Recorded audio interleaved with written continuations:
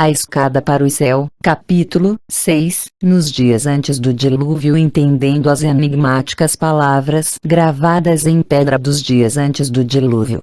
Assim afirmou, numa inscrição autolaudatória, o rei Assiro-Assurbanipal. De fato, ao longo da diversificada literatura da antiga Mesopotâmia, encontrava-se aqui e ali referência a um dilúvio que varrerá a terra.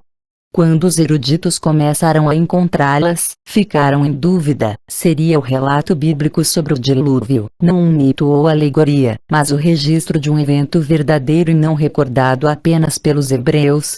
Além disso, mesmo essa única sentença na inscrição de Assurbanipal estava cheia de dinamite científica.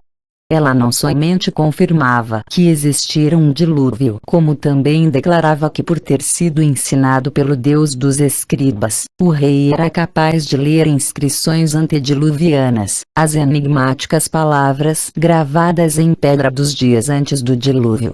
Ora, isso só podia significar que mesmo antes do dilúvio já havia escribas e talhadores, idiomas e escrita, que existira uma civilização nos remotos antediluvianos.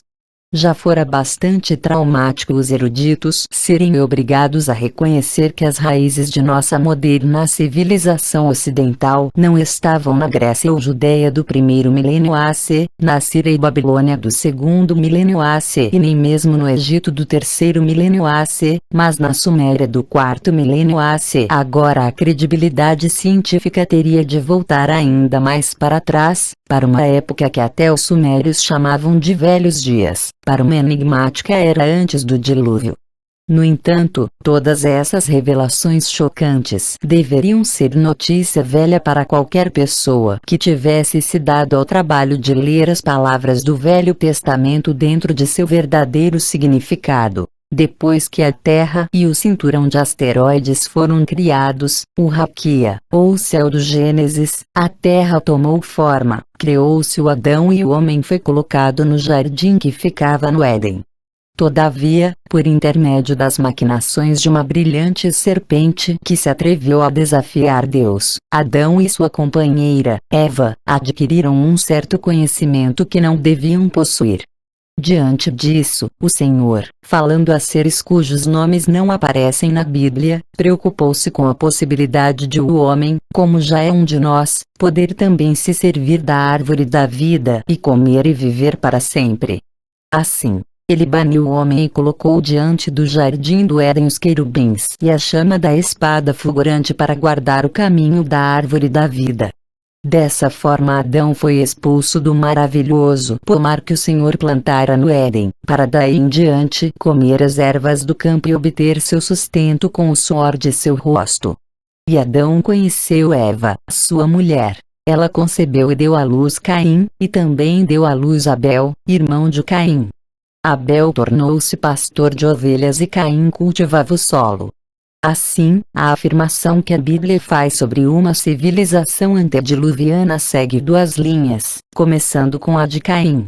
Depois de assassinar Abel, existe uma insinuação de homossexualidade como a causa. Caim foi banido para o leste, para a terra de Nod, a terra das migrações. Lá sua mulher deu à luz Enoque, um nome que significa fundação.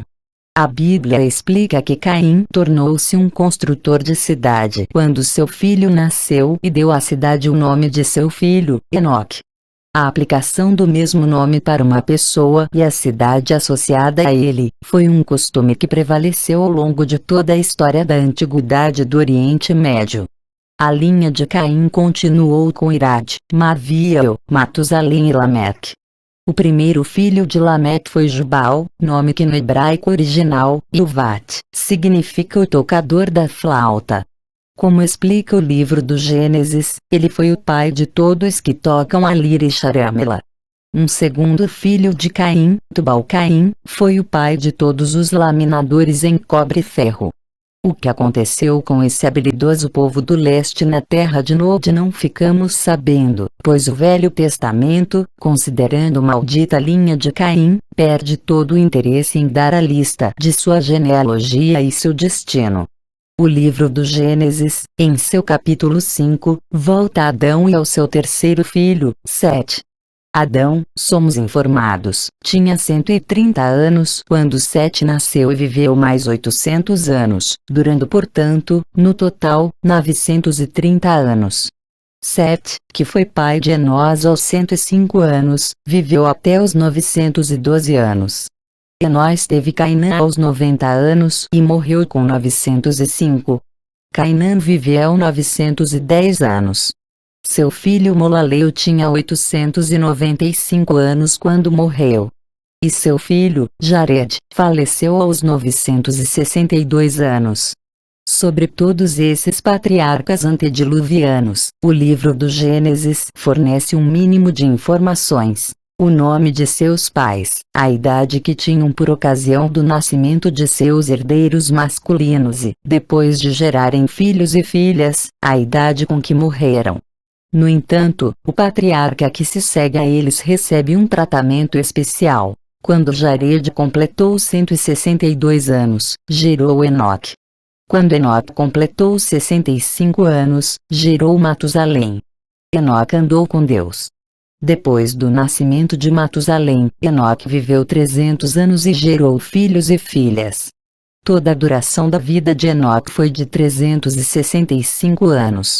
E aí segue-se a explicação, uma explicação impressionante, do porquê Enoque foi considerado digno de tanta atenção e detalhes biográficos.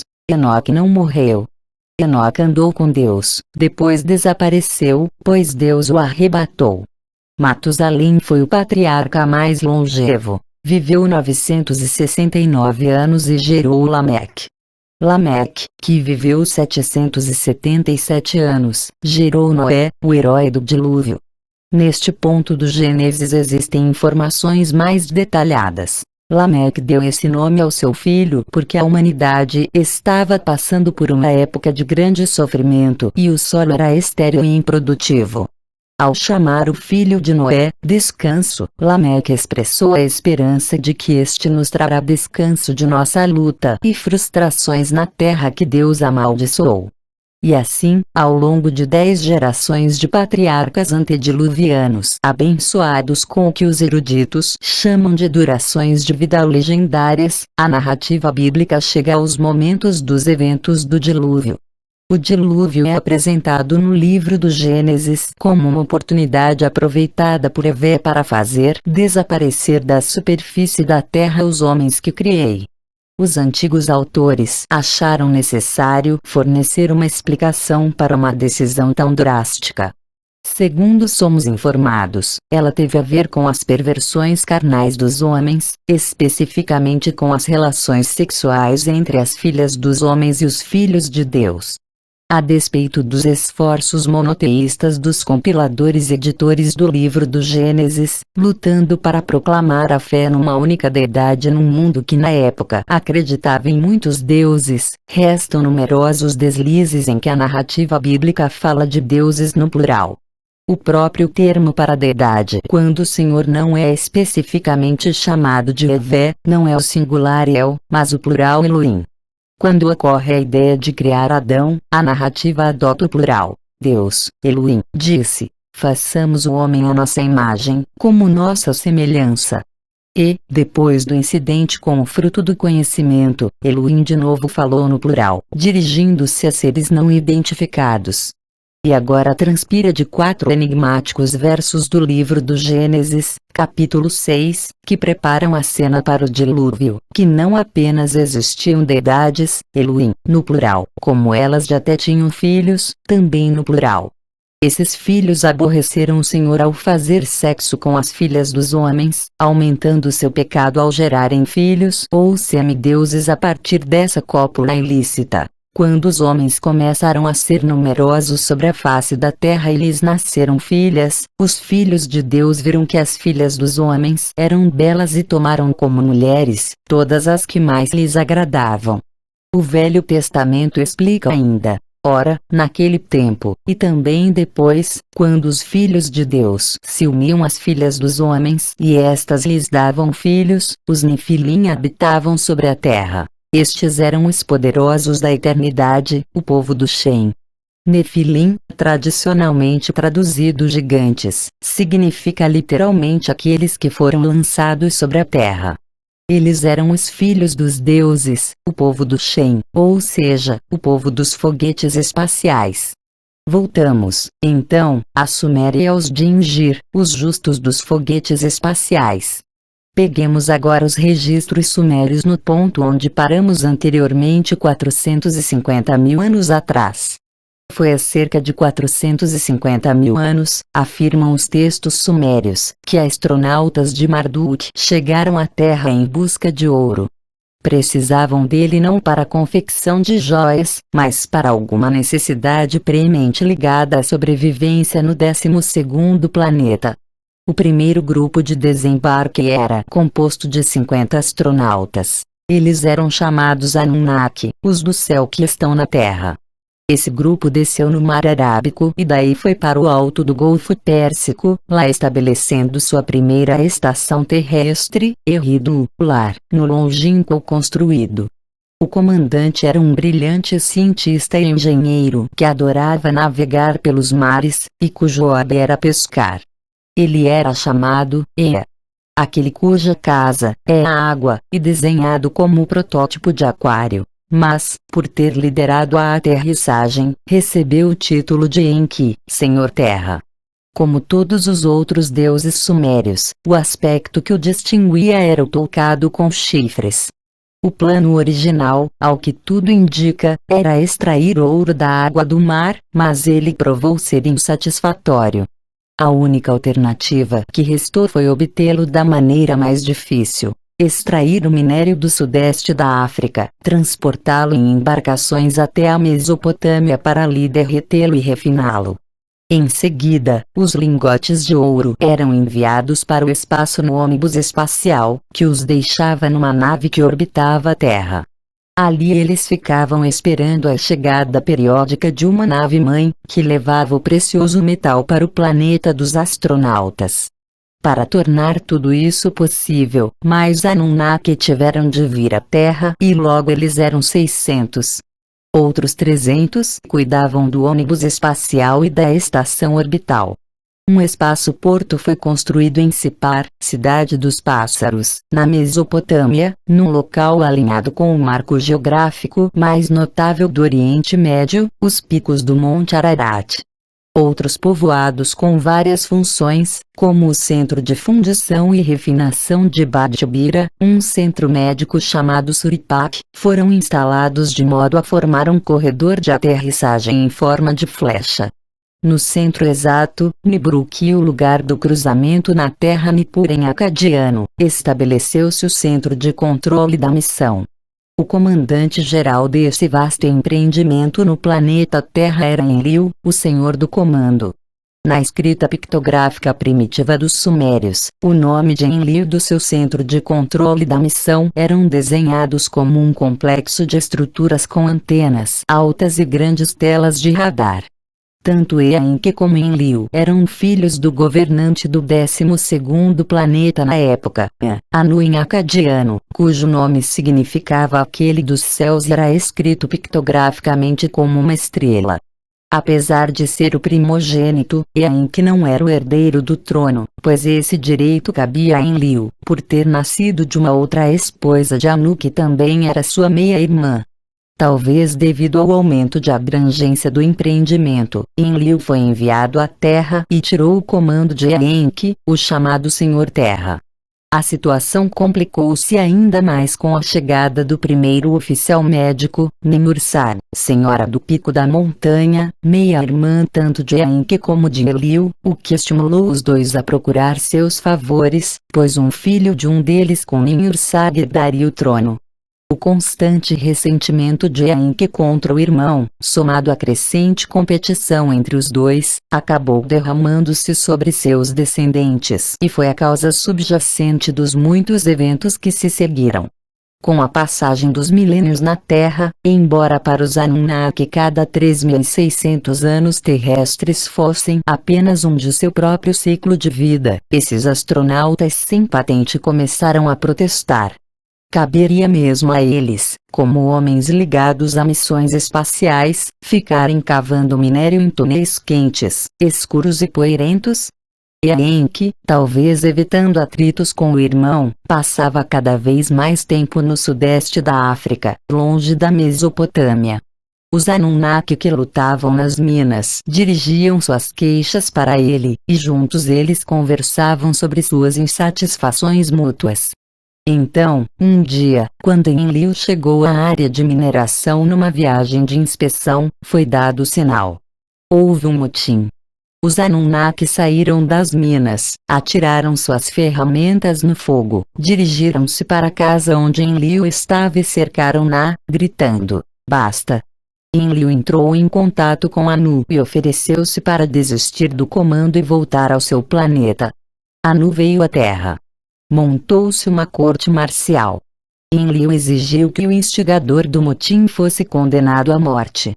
Os Anunnaki, como um todo, recusaram-se a divulgar sua identidade. Ouvindo os depoimentos, Anu concluiu que, na verdade, o trabalho era duro demais. Mas como interromper a mineração do ouro? Foi então que Enki ofereceu uma solução.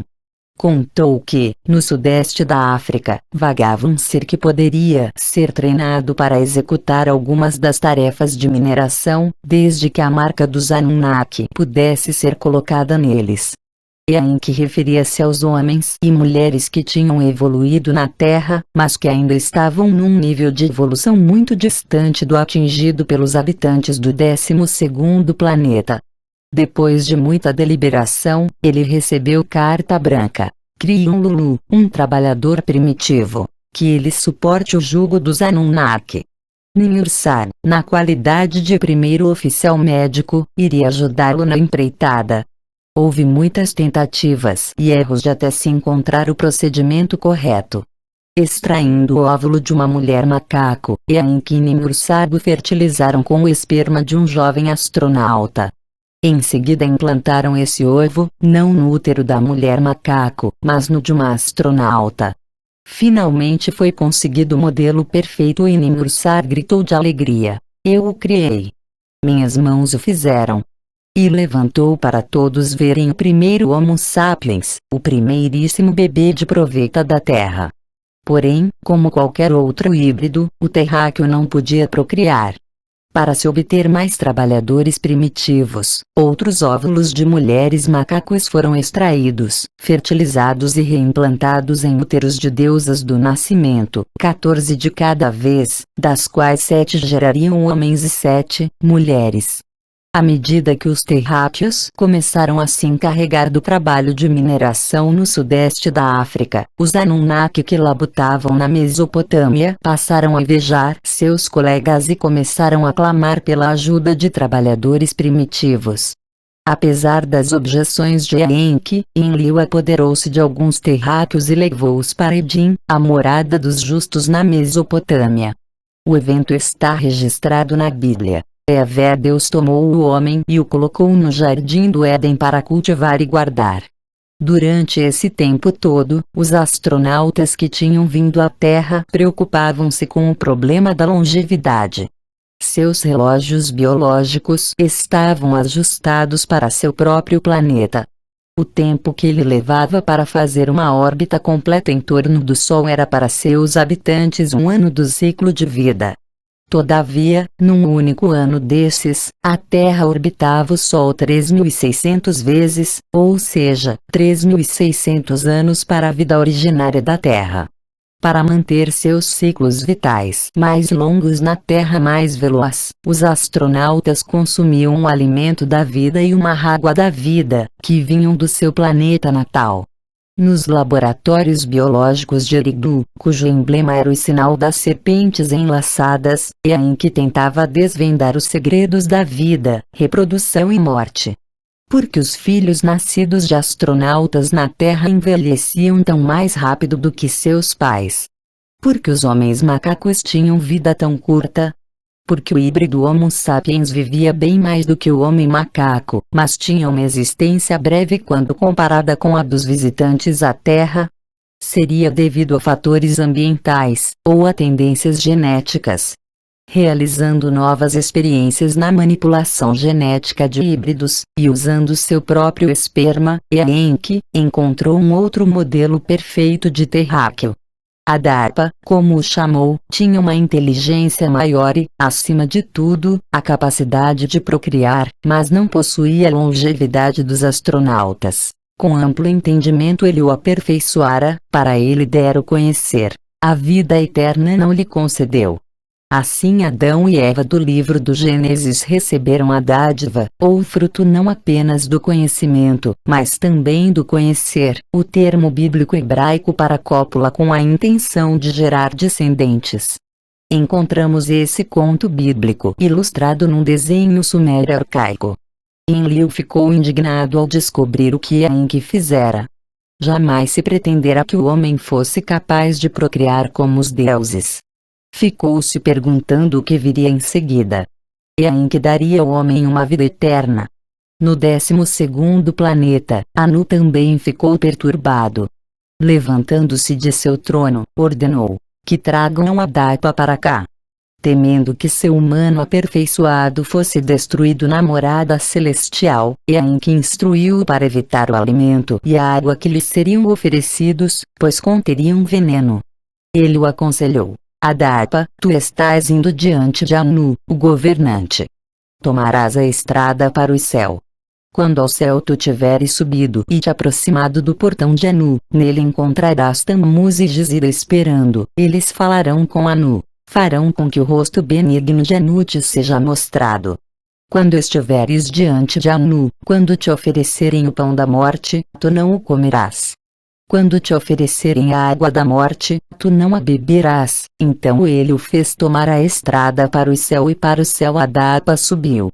Quando Anu viu Adarpa, ficou impressionado com sua inteligência e o quanto aprenderá de Enki sobre o plano do céu e da terra. O que faremos com ele? Perguntou aos seus conselheiros, já que Enki o distinguira fazendo um shin para ele, permitindo que Adarpa viajasse numa nave espacial da Terra para Marduk. A decisão foi manter Adarpa permanentemente em Marduk. Para ele poder sobreviver, o pão da vida lhe foi trazido, bem como a água da vida. Porém, alertado por Enki, Adarpa recusou-se a comer e a beber. Quando suas falsas razões foram descobertas, já era tarde demais. A oportunidade de obter a vida eterna havia passado. Adarpa foi devolvido à Terra, uma viagem durante a qual viu o terrificante espaço, do horizonte do céu ao zênite do céu. Os deuses o ordenaram como alto sacerdote de Eridu e Anu lhe prometeu que dessa data em diante a deusa da cura trataria também dos males da humanidade. Porém, a meta máxima do mortal, a vida eterna, não seria mais alcançada. Daí em diante, a raça humana proliferou. Os humanos não eram mais apenas escravos nas minas, ou servos nos campos. Eles executavam todas as tarefas, construíam casas para os deuses, que chamamos templos, e logo aprenderam a cozinhar, dançar e tocar música para eles. Não demorou muito e os jovens Anunnaki, carentes de companhia feminina, começaram a fazer sexo com as filhas dos homens. Uma vez que todos provinham da mesma primeira semente da vida e o homem era um híbrido criado com a essência genética dos Anunnaki, os astronautas e terráqueas descobriram que eram biologicamente compatíveis e deles nasceram filhos. Enlil observava esses eventos com crescente apreensão. O propósito original da chegada à Terra, o sentido da missão, de dedicação à tarefa não existiam mais. A principal preocupação dos Anunnaki parecia ser uma boa vida, e pior, na companhia de uma raça de híbridos. Foi a própria natureza que ofereceu a Enlil a oportunidade de colocar um fim na deterioração dos costumes e ética dos Anunnaki. A Terra estava entrando numa nova idade do gelo e o clima agradável sofria mudanças.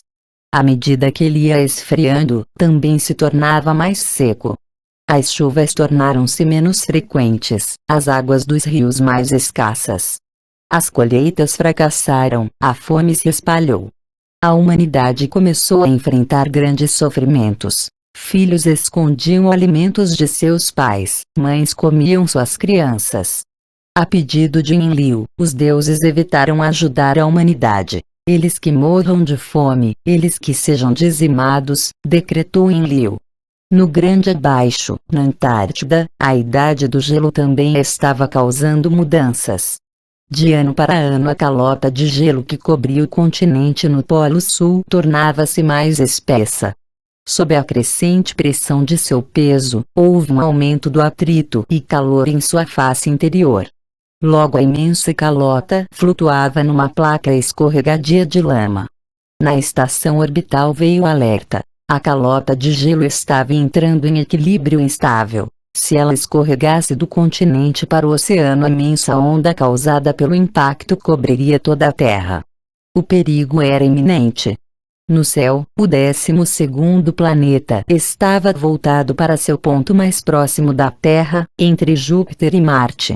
Como já acontecera em ocasiões anteriores, sua força gravitacional causaria terremotos e instabilidade nos movimentos da Terra.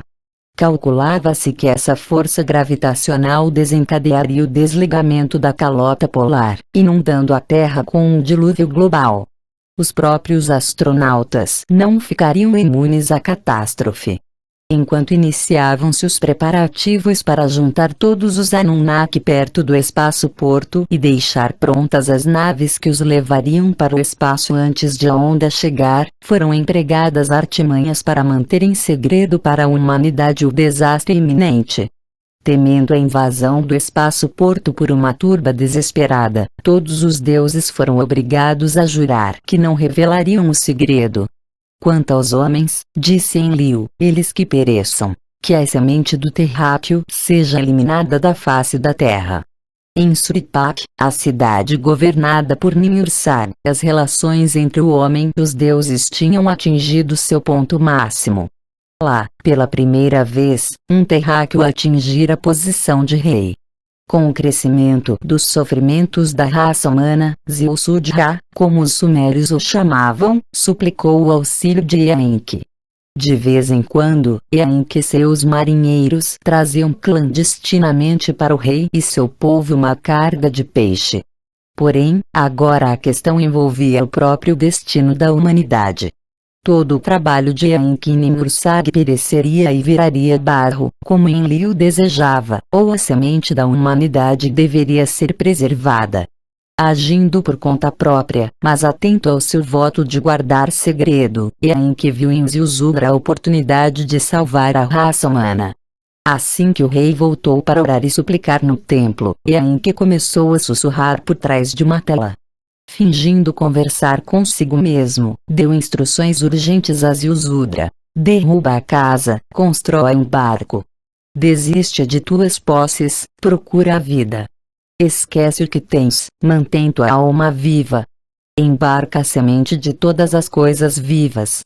Esse barco construirá-se segundo as medidas. A embarcação seria uma nave submergível, um submarino capaz de suportar a avalanche de água. Os textos sumérios contêm as dimensões e outras instruções estruturais para os vários convéses e compartimentos com tal riqueza de detalhes que é possível desenhar o barco, como o fez Pout. Enki também forneceu um navegador a Ziusudra, mandando-o dirigir a embarcação para o Monte da Salvação, o Monte Ararat. Sendo a cadeia de montanhas mais alta do Oriente Médio, seus picos seriam os primeiros a emergir da água. O dilúvio veio como esperado. Ganhando velocidade enquanto soprava do sul, submergindo montanhas, derrubando pessoas como numa batalha. Vendo a catástrofe de cima, enquanto orbitavam a Terra em sua nave, os Anunnaki e seus líderes perceberam o quanto tinham se enamorado da Terra e da humanidade. Ninhursag chorou, os deuses choraram com ela pela Terra. Os Anunnaki, tristonhos, sentavam e choravam amontoados, gelados e famintos, em seu ônibus espacial. Quando as águas abaixaram, e os Anunnaki começaram a aterrissar no Ararat, ficaram encantados ao descobrir que a semente da humanidade estava salva. Porém, quando Enlil chegou, enfureceu-se ao ver que uma alma viva escapara. Foram necessárias muitas súplicas dos Anunnaki e o poder de persuasão de Enki, para fazê-lo entender seu ponto de vista. Se a terra ia ser repovoada, os serviços do homem seriam indispensáveis. E foi assim que os filhos de Ziusudra e suas famílias foram enviados para povoar as cadeias de montanhas que flanqueavam a planície dos dois rios, esperando a hora quando essa área estivesse suficientemente seca para ser habitada. Quanto a Ziusudra, os Anunnaki, a vida de um deus lhe deram, hálito eterno, como o de um deus, lhe concederam. Isso foi conseguido através da troca do hálito da terra de Ziusudra pelo hálito do céu. Então eles levaram Ziusudra, o preservador da semente da humanidade, e sua mulher, para residirem no lugar longínquo. Na terra da travessia, na terra de Tinum, no lugar onde o Tu se eleva, eles o fizeram habitar.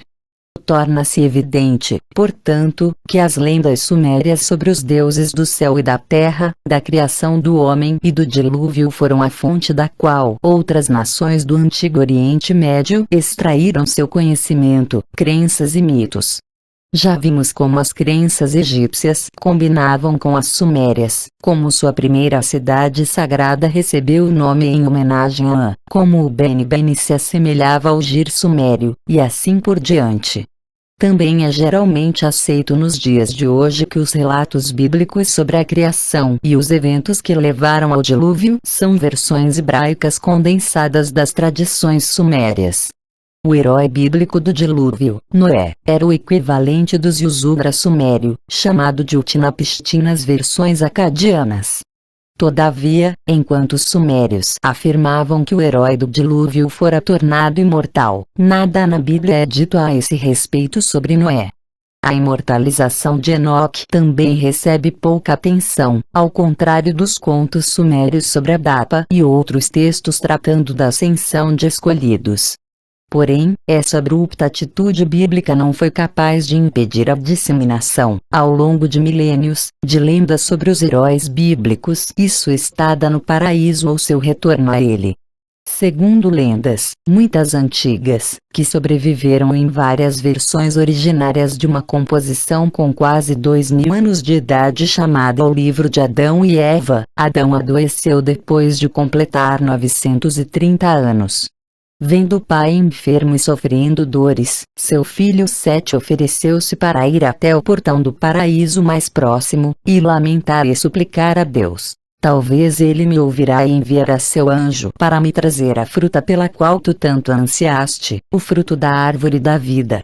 Mas Adão, aceitando sua sina de mortal, só desejava alívio para as dores lancinantes. Assim, pediu a Eva, sua mulher, para ir em companhia de Sete até as vizinhanças do paraíso, para lá pedirem não o fruto da vida, mas uma única gota do óleo da vida, que escorria da árvore sagrada, para ungir-me com ele, de modo que eu possa ter alívio destas dores. Tendo feito como Adão pediu, Eva e Sete chegaram aos portões do paraíso e rogaram ao Senhor. Finalmente, o anjo Miguel apareceu para eles anunciando que a súplica não seria atendida. O tempo da vida de Adão terminou, disse o anjo. Sua morte não devia ser evitada, ou adiada. 6 dias depois, Adão morreu. Até mesmo os historiadores de Alexandre criaram um vínculo direto entre suas aventuras e Adão, o primeiro homem que viveu no paraíso, e era prova de sua existência e poderes de conceder vida. Esse vínculo era uma pedra, única de seu tipo, capaz de emitir luz. Dizia-se que ela fora tirada do jardim do Éden por Adão e daí passada de geração em geração até chegar às mãos de um faraó imortal, que a dera ao rei da Macedônia. Essa trama de paralelos torna-se mais densa à medida que vamos tomando consciência da existência de outras lendas, como o antigo conto judaico que afirmava que o cajado, com o qual Moisés realizou muitos milagres, inclusive a separação das águas do lago de juncos, foi trazido por Adão do jardim do Éden. Adão deu a Enoque, que por sua vez passou para seu bisneto Noé, o herói do dilúvio. Em seguida ele foi repassando pela linha de Sem, de geração em geração, até chegar a Abraão, o primeiro patriarca hebreu pós-diluviano. O bisneto de Abraão, José, levou o cajado consigo quando foi ao Egito, onde alcançou a mais alta posição na corte do faraó. Lá o cajado permaneceu entre os tesouros do reino e foi assim que chegou às mãos de Moisés, pois este foi criado na corte e vivia como um príncipe egípcio antes de fugir para a península do Sinai. Numa versão dessa lenda, o cajado era feito de uma única pedra, em outra, de um galho da árvore da vida que crescia no jardim do Éden. Nesses relacionamentos entrelaçados, voltando aos mais primeiros dos tempos, também existiam lendas ligando Moisés a Enoque. Um conto judaico, chamado A Ascensão de Moisés, fala que quando o Senhor chamou Moisés no Monte Sinai e encarregou de levar os israelitas para fora do Egito, este resistiu à missão por vários motivos, entre eles sua fala vagarosa e pouco eloquente. Determinado a acabar com essa unidade, o Senhor decidiu mostrar a Moisés os anjos, os mistérios do céu e o lugar onde ficava seu trono. Então Deus ordenou a Metatron, o anjo da fisionomia, para conduzir Moisés até as regiões celestiais. Apavorado, Moisés perguntou a Metatron: "Quem és tu?" E o anjo, literalmente, emissário, respondeu: "Sou Enoque, filho de Jared, seu ancestral." Acompanhado pelo angélico Enoque, Moisés viajou pelos 7 céus, viu o inferno e o paraíso e em seguida foi devolvido ao Monte Sinai, onde aceitou sua missão. Um outro livro muito antigo lança mais luz sobre as ocorrências relacionadas com Enoque e sua preocupação com o iminente dilúvio e seu bisneto Noé. Chamado de Livro dos Jubileus, ele também era conhecido na antiguidade como o Apocalipse de Moisés, pois teria sido escrito por este no Monte Sinai enquanto um anjo lhe ditava as histórias do passado. Os eruditos, contudo, acreditam que a obra foi composta no 2º século AC. O relato segue de perto as narrativas bíblicas do livro do Gênesis, mas fornece mais detalhes, como os nomes das mulheres e filhas dos patriarcas pré-diluvianos, e amplia os eventos experimentados pela humanidade nessa época distante. A Bíblia nos informa que o pai de Enoque era Jared, descida, mas não porque ele recebeu esse nome. O livro dos Jubileus nos esclarece a respeito. Diz que os pais de Jared lhe deram esse nome, pois em seus dias os anjos do Senhor desceram à terra, aqueles que são chamados de os observadores, para instruir os filhos dos homens e implantar o julgamento e a retidão na terra. Dividindo as eras em jubileus, o livro dos Jubileus continua narrando que no 11º jubileu, Jared tomou para si uma esposa, Baraca, clarão do raio, filha de Razujal, uma filha do irmão de seu pai, e ela lhe deu um filho e chamou-o Enoque. Ele foi o primeiro entre os homens nascidos na terra que aprendeu a escrita, o conhecimento e a sabedoria, e escrevia os sinais do céu de acordo com a ordem de seus meses num livro, para os homens poderem conhecer as estações do ano segundo a ordem de seus meses. No 12º jubileu, Enoque tomou por esposa Edne, meu Éden, filha de Deuel. Ela lhe deu um filho, Matusalém. Depois disso Enoque esteve com os anjos de Deus por 6 jubileus de anos e eles lhe mostraram o que existe nos céus e na terra, e ele escreveu tudo. Mas, àquela altura, a situação se complicava. O Gênesis conta que antes do dilúvio os filhos dos deuses viram que as filhas dos homens eram belas e tomaram como mulheres todas as que mais lhes agradavam. Deus arrependeu-se de ter feito os homens, e Deus disse: "Farei os homens desaparecerem da face da terra." Segundo o livro dos Jubileus, Enoque desempenhou algum tipo de papel nessa mudança de atitude do Senhor, pois testemunhou sobre os observadores que tinham pecado com as filhas dos homens. Ele testemunhou contra todos.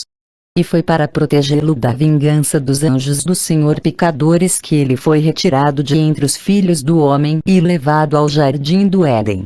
especificamente mencionado como um dos 4 lugares de Deus na terra. O Jardim do Éden foi o lugar onde Enoque se escondeu e escreveu o seu testamento. Noé, o homem íntegro escolhido para sobreviver ao dilúvio, nasceu depois desses acontecimentos. Seu nascimento, ocorrido em épocas conturbadas, quando os filhos dos deuses relacionavam-se sexualmente com as mortais, causou uma crise conjugal na família. Como o livro de Enoque nos conta, Matusalém escolheu uma mulher para seu filho, Lameque, e ela engravidou e deu à luz um filho. Porém, quando o bebê, Noé, nasceu, havia algo de incomum. Seu corpo era branco como a neve e vermelho como o desabrochar de uma rosa. Seus cabelos e longos cachos eram brancos como a neve. Seus olhos eram belos. Quando ele abriu os olhos, iluminou a casa toda como o sol e a casa ficou muito brilhante. Quando a parteira o ergueu, ele abriu a boca e conversou com o Senhor da Justiça. Chocado, Lameque correu para seu pai, Matusalém, e falou: gerei um filho estranho, diferente do homem e parecido com os filhos do Deus do céu. Sua natureza é diversa, ele não é semelhante a nós, e parece que não se originou de mim, mas dos anjos. Desconfiando de que sua mulher fora impregnada por um dos anjos, Lameque teve uma ideia. Já que seu avô, Enoque, estava morando entre os filhos dos deuses, por que não lhe pedir para ir ao fundo da questão? Então, dirigindo-se a Matusalém, rogou: e agora, meu pai, peço-te e imploro que procures Enoque, teu pai, e dele fique sabendo a verdade, pois sua morada é entre os anjos. Matusalém atendeu ao pedido de Lameque. Ao chegar à morada divina, chamou Enoque e contou-lhe sobre o nascimento daquele menino incomum. Depois de fazer algumas indagações, Enoque garantiu a Matusalém que Noé era realmente filho de Lameque e que seu aspecto incomum anunciava que algo estava por vir. Haverá um grande dilúvio e uma enorme destruição durante 1 ano, e só esse filho, que deverá receber o nome de Noé, descanso, e sua família serão salvos. Esses acontecimentos do futuro, explicou Enoque ao seu filho, eu li nas tábuas celestiais. O termo empregado nessas escrituras antigas, mesmo que ex-bíblicas, para designar os filhos dos deuses envolvidos em bobagens antediluvianas, é observadores. Trata-se do mesmo termo, neter, que os egípcios usavam para os deuses e é o significado exato do nome Shumer, o local de sua aterrissagem. Os vários livros antigos que lançam essa nova luz sobre os dramáticos eventos antediluvianos foram preservados em várias versões que são todas apenas traduções, diretas ou indiretas, de originais hebraicos há muito perdidos. No entanto, sua autenticidade foi confirmada pela famosa descoberta dos manuscritos do Mar Morto, acontecida há poucas décadas, pois entre eles havia fragmentos de pergaminhos que sem dúvida eram parte dos originais em hebraico dessas memórias de patriarcas. De particular interesse para nós é um fragmento que trata do nascimento de Noé, do qual podemos aprender o termo original hebraico que tem sido traduzido como observadores, ou gigantes, não apenas em versões antigas, mas até mesmo por eruditos modernos, como T. H. Gaster, T. de A.D.C. Scriptures, e H. do Sommer, T. Senivritings from Qumran.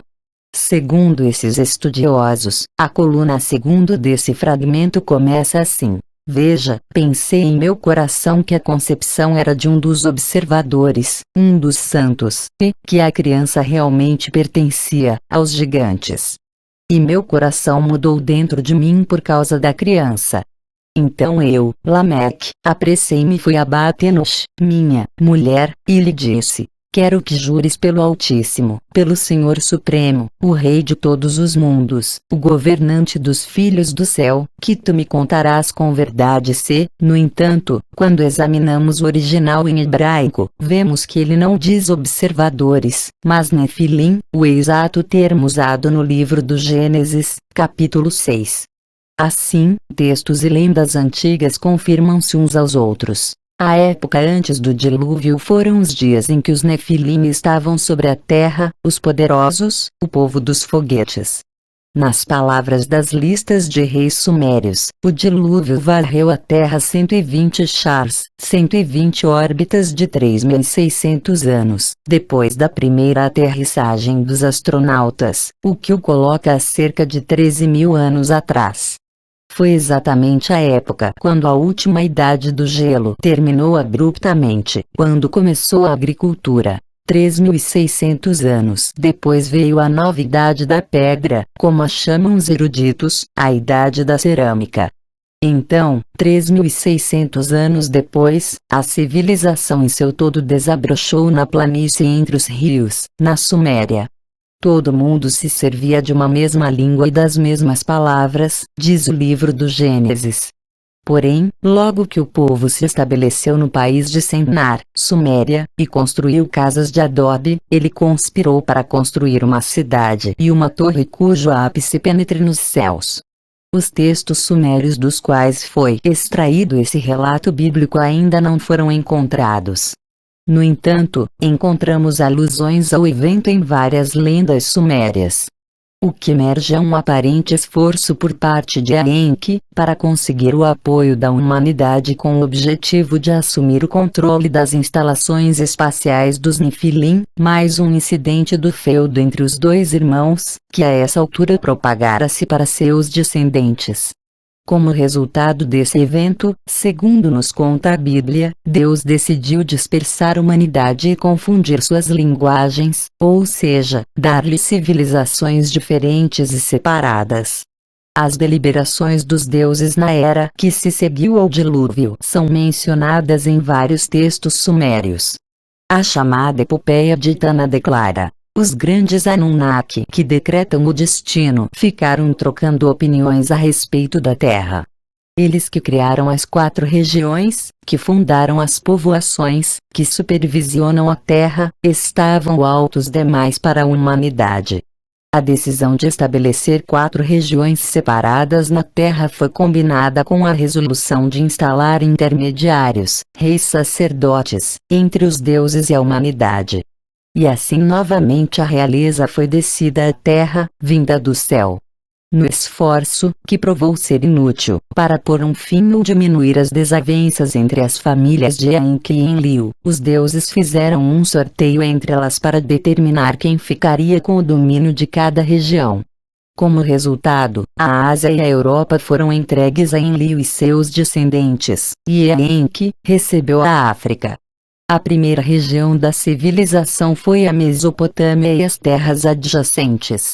A área montanhosa onde começou a agricultura e o povoamento, os países que vieram a ser conhecidos como Elão, Pérsia e Assíria, foram concedidos ao filho de Enlil, Ninurta, seu herdeiro e principal guerreiro. Alguns textos sumérios contam os heróicos esforços desse deus para represar os desfiladeiros e garantir a sobrevivência de seus súditos humanos nos duros tempos que se seguiram ao dilúvio.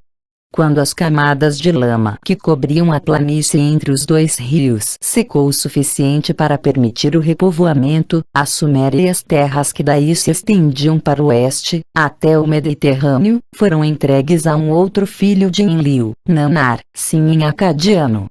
Um deus benevolente, ele supervisionou a reconstrução da Suméria, reedificando as cidades antediluvianas em seus locais originais e fundando outras.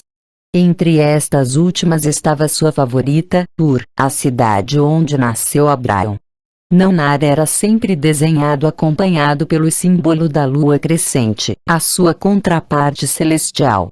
Ao filho mais novo de Enlil, Ishkur, que os acadianos chamavam de Haddad, coube as terras a noroeste, a Ásia Menor, as ilhas do Mediterrâneo, de onde a civilização, realeza, acabou espalhando-se para a Grécia. Tal como veio acontecer com Zeus na Grécia, Haddad era retratado montando um touro e segurando um feixe de raios. Enki também dividiu a segunda região, a África, entre seus filhos. Sabe-se que um deles, chamado Nergal, reinou sobre as áreas mais meridionais do continente. Um outro filho, Gibio, aprendeu com o pai as artes da mineração e metalurgia, e assumiu o controle das minas africanas. Um terceiro filho, o favorito de Enki, recebeu dele o nome de Marduk, em homenagem ao seu planeta natal, e aprendeu com o pai todo o conhecimento das ciências e astronomia. Há cerca de 2000 AC, Marduk usurpou a soberania da terra e foi declarado Deus Supremo da Babilônia e dos 4 cantos da terra. E, como já vimos, um quarto filho de Enki, cujo nome egípcio era Ra, presidiu a implantação do núcleo básico dessa região, a civilização do Vale do Nilo. A terceira região, como foi descoberto há apenas 50 anos, ficava no subcontinente da Índia. Lá também uma grande civilização cresceu na antiguidade, cerca de 1000 anos depois da Suméria. Ela é chamada de civilização do Vale do Indo e seu centro era uma cidade real desenterrada num local chamado Harappa. Seu povo prestava homenagem não a um deus, mas a uma deusa, retratando-a em estatuetas de gesso como uma mulher sedutora, enfeitada com colares e os seios salientados por faixas que cruzavam seu corpo. Como a escrita da civilização do Indo permanece indecifrada, ninguém sabe por que nome os harapanos chamavam sua deusa, ou quem ela era exatamente. Concluo, porém, que ela era filha de Sin, a quem os sumérios chamavam de Irnini, a dama forte e perfumada, e os acadianos de Estar. Os textos sumérios falam do domínio dessa deusa sobre um país longínquo chamado Arata, uma terra com colheitas de grãos e celeiros, tal como Harappa para onde ela fazia viagens aéreas, vestida de piloto. Foi a necessidade de um espaço-porto que resultou na separação de uma quarta região para uso exclusivo dos grandes Anunnaki. Todas as instalações espaciais da época em que tinham chegado à Terra, o espaço-porto em Sipar, o centro de controle da missão em Nippur, foram arrastadas pelo dilúvio. A planície da Mesopotâmia ficava numa área de baixa altitude e continuaria lamacenta por milênios, impedindo a reconstrução desses complexos vitais. Um outro lugar, mais elevado porém adequado, afastado porém acessível, tinha de ser encontrado para o espaço-porto e suas instalações auxiliares. Seria uma zona sagrada, uma área restrita, na qual só se entraria com permissão especial. Em sumério ela era chamada de Tilmun, literalmente, a terra dos mísseis. Quem ficou à testa desse espaço-porto pós-diluviano foi o filho de Sin, e assim neto de Enlil, um irmão gêmeo de Irnini/Estu.